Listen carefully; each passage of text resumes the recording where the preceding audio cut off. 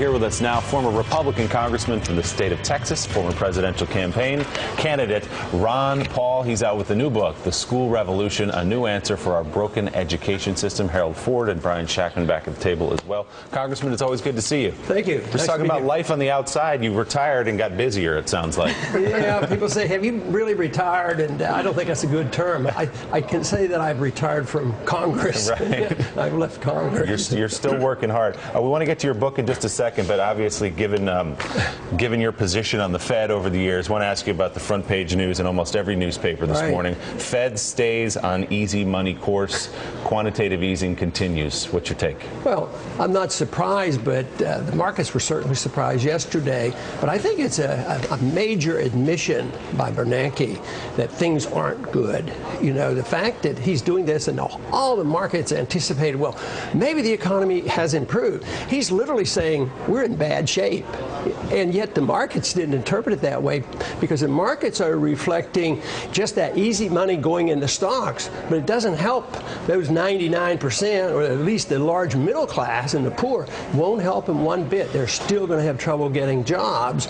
But so there's a lot of disconnect here. But I think it was a very, very bad announcement yesterday that the economy is a lot worse off. And I think in time it'll prove to be the case. But aren't we in a situation where if the Fed cut this stimulus money, we might be worse off? Well, it can't get worse. I mean, to continue to destroy a currency is always bad, always bad. It always destroys the middle class, and the wealthy get wealthier. And this is the prediction of Austrian economics for, 100 years. And this is exactly what we're witnessing, those predictions that the wealthy get wealthier and the poor get poorer and the middle class gets wiped out. So, no, all inflation is bad. This idea that the Fed can create money out of thin air to satisfy special interests and the politicians who like to spend money, it always leads to trouble, except on the surface, a lot of people feel good about it. During the bubble phase, a lot of middle-class people felt good about it. They were buying houses. And house prices were going up until the inevitable bust came. The wealthy got bailed out, and the average person lost a job and lost their house. So it's never good, even if you feel good for a while. Right now, only the rich are feeling good, and the poor aren't doing well, and the middle class is getting much poorer. What's the most important thing that can be done in the short term to help raise middle class incomes, to raise incomes across the board? And what's the most important thing long term? Government business combination can be done. The short term is really very tough.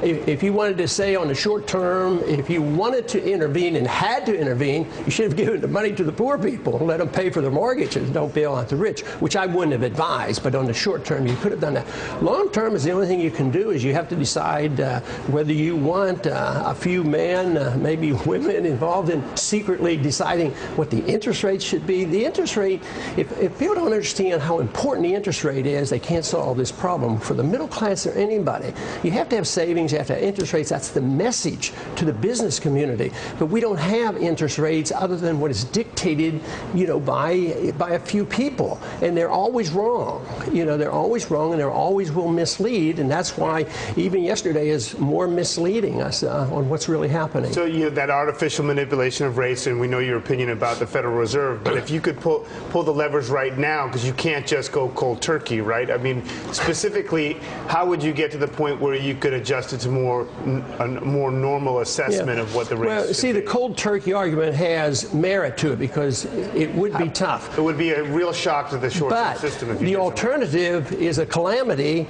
like the bankruptcy of a whole country, like a city can go bankrupt, like we see, like a Detroit. So you're not really comparing, an easing down and a smooth transition, or having a really tough thing to cut back. So there is no easy. There's no political answer. It's addiction. The people are addicted to spending. The politicians are addicted. The markets are addicted. And there's no chance that they're going to wean us off. And this is what Bernanke was saying yesterday. And the politicians aren't going to balance a budget next year. Matter of fact, what we have been taught for nearly 100 years is that's stupid to balance a budget. Because what you want to do is you want people to spend money and borrow money and print money. That's the thing that we have been taught They don't for really a long, believe long time. we can go bankrupt. no one really believes it in the populace that we can actually go bankrupt. So it's a reality they don't actually assess when they're looking at the economy because they don't believe it can happen. You're absolutely right, and that's why we're naive, and we've had the blessing of being able to issue the reserve currency of the world. So they're still taking our money. But if that were true, none of us would ever have to work again. We would just have the Fed, print money, and we would buy stuff from overseas. But that confidence in the dollar, the confidence in our foreign policy now is starting to shake a bit, and they go together. If they lose confidence in our foreign policy, lose confidence in our economy, and lose confidence in our dollars, you will see interest rates rising, and then that'll be the big issue, because that will be the most significant expenditure, and nobody will have any control of it, because if you have interest rates doubling or something, you can't legislate that down. Long term, for us to innovate, to come to your book, how do we repair an education system that can educate and prepare the next generation of leaders and job creators and innovators in the country? Slowly, and that is the approach. The goal that I have there is to offer an alternative to sort of what we're talking about, because we've been taught for so long a school of thought on economics and personal liberty and the importance of the individual versus everybody coming together and managing. I want people to be able to homeschool their children. Not everybody. This is designed to pick out the leaders who want to, and maybe 20% might be interested in doing this. But they would at least see these would be leaders who then would be talking about running for Congress and understand why the Federal Reserve is a problem. Today, we have been conditioned in all our schools that it's good to have a very, very robust foreign policy to be involved in all these countries. We've been taught that the Federal Reserve is sacred, except for the last 5 years, people are questioning the Federal Reserve. We have been taught that deficits are good and spending is good and borrowing is no problem. But we have to reverse that, and we have to. What's the correlation between homeschooling and getting a better understanding of the Fed? I mean, that's the whole thing for me. My whole curriculum and everything I talk about is based on the freedom philosophy, which is what I've been talking about for 30 years.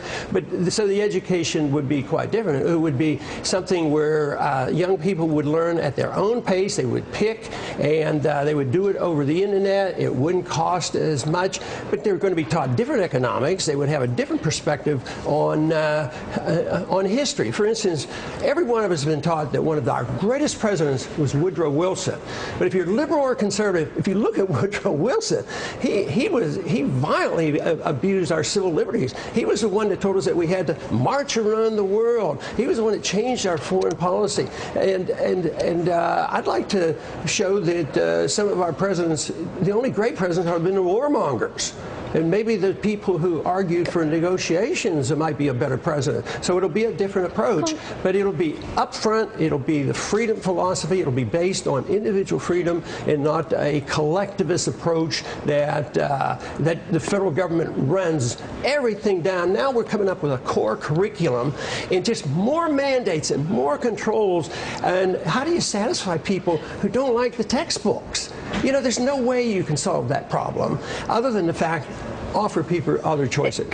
If you want to get to 20% of children being homeschooled, that's going to mean a vast drop in the number of women in the workforce, because it is largely women who are doing the homeschooling.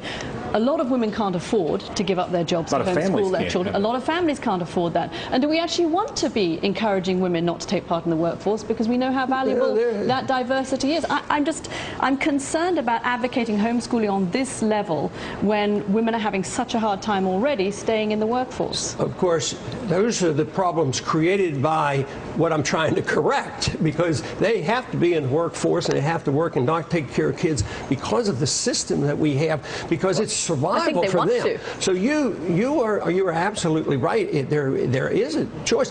Matter of fact, my wife and I are talking about this. Even if the conditions would have been bad in our public school system when we were raising our kids, we probably wouldn't have homeschooled, for various reasons. So it's not going to be for everybody. It's not like you're closing down the schools and everybody's going to be homeschooled. There's going to be choices to be made, and some people will go out of their way for their children. And but I agree with you. It is not going to be easy because we're facing the consequences. I saw an article yesterday of a woman working 2 jobs, and she was living in a shelter, and she couldn't pay her bills because her cost of living goes up much faster than wages. That's another characteristic of this monetary system. So that is a consequence why they have to work. But if people really want to get it done, they can. But I grant you, it will not be easy. But to continue to do what we're doing now. Harold, remember when Washington ever had trouble with their schools, they always thought if we just gave them more money, it would solve it. But the schools that get the most money aren't the best schools at all. Money does not solve this problem. And homeschooling, the kids are really learning, they're excelling, they're getting in college when they're 15 and 16. The costs are less, but there is something you have to invest in, and that is the parents have to decide whether they're going to do it or not. Before I let you go, Congressman, quickly, Nicole Wallace was out here in our last hour touting your son as a presidential candidate. We had a poll out of New Hampshire, a little early, granted, but he's doing well. What conversations have you had with him about running for president? Essentially none, actually. Really? Yeah, when they started talking about the campaign last fall, I said, isn't it a little early? I'm still trying to get all my votes counted. Do you think, though, it's something he aspires to? Oh, I would think so. I mean, he wouldn't be doing what he's doing. But I haven't had a conversation with him, what's your plan? He's been pretty independent. I don't know where he got this independence from. So it was the same way for running with the Senate. It was something he had decided on. I guess my first personal reaction was, that's a big job, but he had sort of anticipated what the Tea Party movement was doing and was able to tap into that. So he surprised me how well he did there. So, no, I think if you look at where he's traveling, and which states he's going to, I would think it's on his mind. But actually, I haven't any personal conversations with him. But you think he'll run as a father's instinct? I would think that he's weighing it, and it depends on the circumstances. Sometimes in politics you can get beat up all of a sudden. But no, I'm sure he's weighing it. I think he's doing a very good job. All right, Congressman Ron Paul, thank you very much. The book again, The School Revolution: A New Answer for Our Broken Education System. Good to see you. Thanks for having me. Coming up, Google's latest venture that could add years to your life.